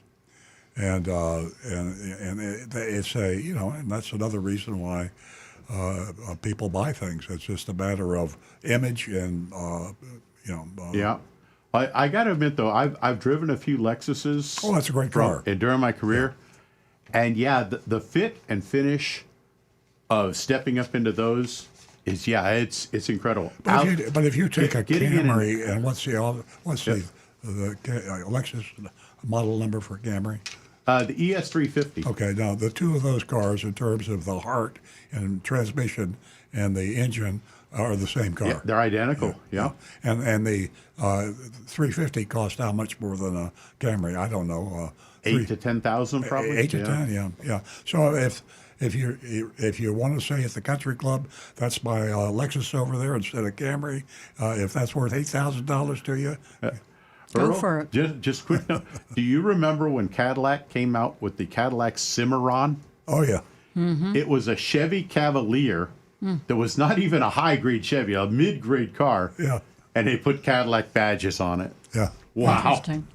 General Motors did that on all their lines. Okay, are all the votes in? They are. What was yours? All the votes are in. Yeah. What was your vote? My vote is a C. See, okay, I'm going to go ahead and vote, and I'm going to give them a D minus.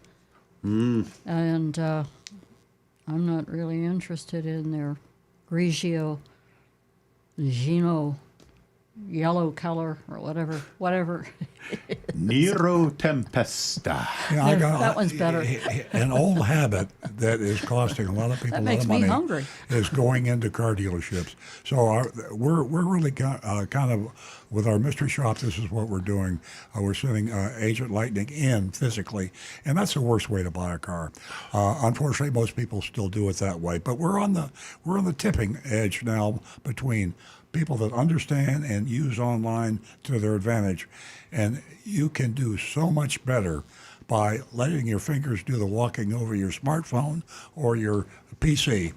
And you can shop 10 Maserati dealers and you will get lower prices. In fact, you might even get a really, really good price because like I think Rick alluded to with the Maserati at Stewart, they were it was a caller alleged the car could have been 3 years old. I mean, it came from Italy. It was shipped over here. It was last year's model. High price cars like Maseratis do sit on the lot for a while, so there's a lot of wiggle room in these. So if you go online with your smartphone and you just say, "Give me your lowest out the door price," and I mean outdoor is what I signed the check for, hand it to you, and you give me the car, and I take it home. That's out the door. I'm not going to pay you a nickel more.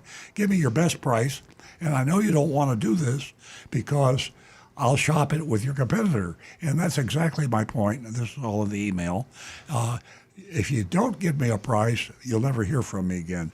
If you do give me the price, you're right. I might beat it at your competition. But would you rather have a small chance or no chance? And that's the way a car should be bought in the 21st century. Yeah, absolutely. Okay, there you have it, folks. We had our mystery shopping report from Maserati of Stewart. And I was going to go to the automaking printout that you gave me this morning, but I see by the clock we have 2 minutes. Is there anything you could say quickly about this or the tariffs? Canada. I was looking at an automotive news article where a dealer group was found by Maryland Attorney General guilty of unfair and deceptive trade practices, and it just brings to mind the fact that we have all the laws we really need on the books. We were very disappointed when the Federal Trade Commission didn't pass another law. It got defeated in Texas that we talked about on this show last year for a long time. But the fact of the matter is that the problem is with enforcement of our current laws, and our regulators are not enforcing the laws. And when I see a dealer prosecuted by an attorney general from a state like Maryland, I want to give her a hug, assuming it's a woman, because it's something that the other attorney generals don't do. I'm really happy you mentioned that. Okay, folks, here we are at the end of our show. We thank you so much for tuning in to Earl on Cars. You do make the show. From all of us here, have a great weekend. We'll see you right back here next week, Saturday morning, 8 a.m. on the Oldies channel. Thank you.